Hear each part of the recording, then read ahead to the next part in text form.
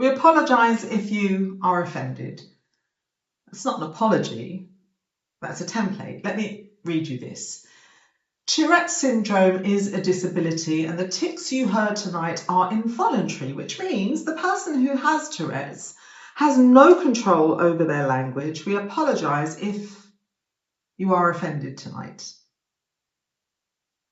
Just sit with that for a second. If.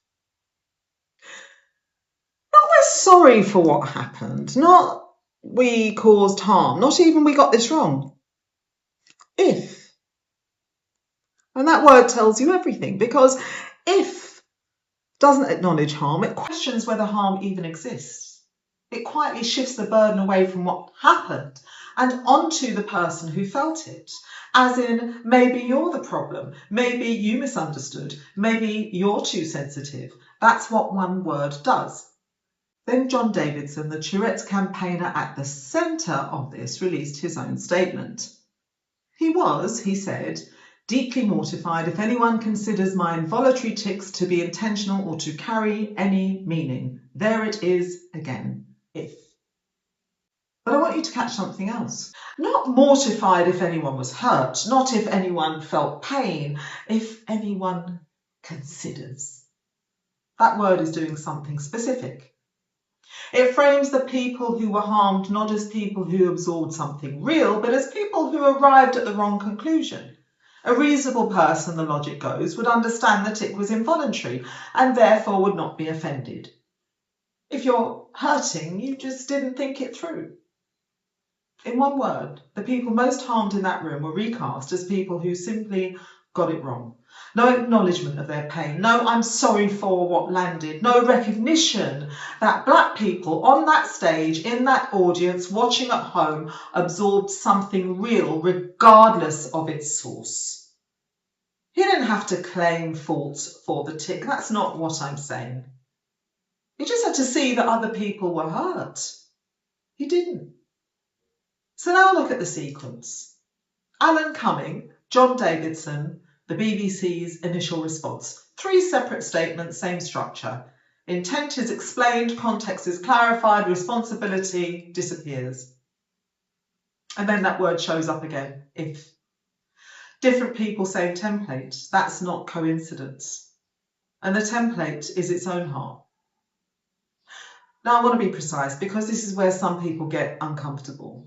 There are 2 things happening here at the same time. 1, the original moment involved something involuntary. That matters. 2, the impact of what landed in that room was also real. That also matters. Those 2 things are not in competition. But watch what happens. Instead of holding both, the response collapses everything back into intention. What was meant, what wasn't meant, how it should be interpreted.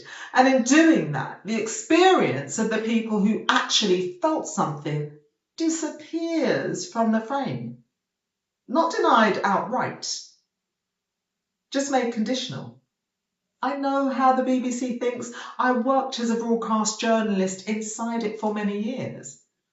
I understand live events, the pressure, the competing pulls. Reporters say the producers in the truck genuinely didn't hear it. That amid the crowd noise, as Michael B. Jordan and Delroy Lindo presented, it didn't register. They caught other inappropriate language that night and this one slipped through. Look, I'm not here to blame the individuals in that truck.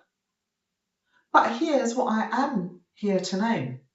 The BBC had a 2-hour delay, active monitoring and a documented specific institutional history of failing on this exact word. Reporter Fiona Landin, Points West, BBC News Channel, the full N-word live during a report on a racist attack. Over 18,000 complaints, second highest in BBC history at the time. Director General Tony Hall called it a mistake. Guidelines updated, divisional approval required for the strongest racial terms, particularly pre-Watershed. Then Lucy Worsley. Then this.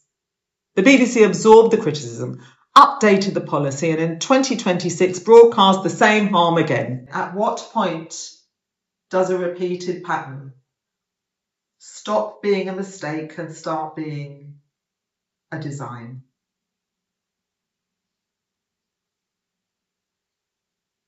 Most people use systemic to mean widespread. I use it to mean something more precise. A system is functioning as designed when it consistently produces the same outcome.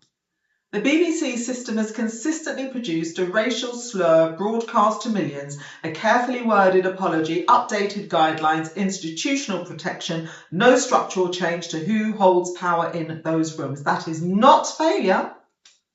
No, that's function. Bringing disability into this conversation should have expanded the response. It should have made it more human, more precise, more careful. Instead, it was used to narrow the frame. Tourette's action statement was compassionate, necessary and right. The BBC and Bafta, using the disability context as their apology, was none of those things. And Davidson had a chance. One most people in his position never get, to do something different. To say the tick was not in my control. The pain it caused is real. I'm sorry for it. That's the whole shift. That's it. And it didn't happen. Accountability is not a statement, not a carefully worded sentence under pressure, not editing something after the fact, not guidelines with what should get updated and ignored. Accountability is structure. It answers a different question, not how do we explain this, but how did this happen? And why didn't anything stop it?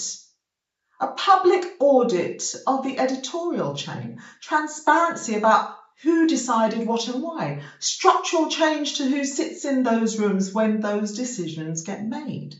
For a public broadcaster funded by the licence fee, funded in part by the black people it harmed, that second step isn't optional. So when you hear that word again, and you will, pay attention, because if isn't just a slip. It's not a poor word choice under pressure.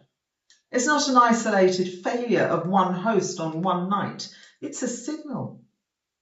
It tells you where responsibility has been moved and who has been asked to carry it instead. If this made you think, please pass it on. Not for reach, but because the people who need to recognise this pattern are often the ones still using that word.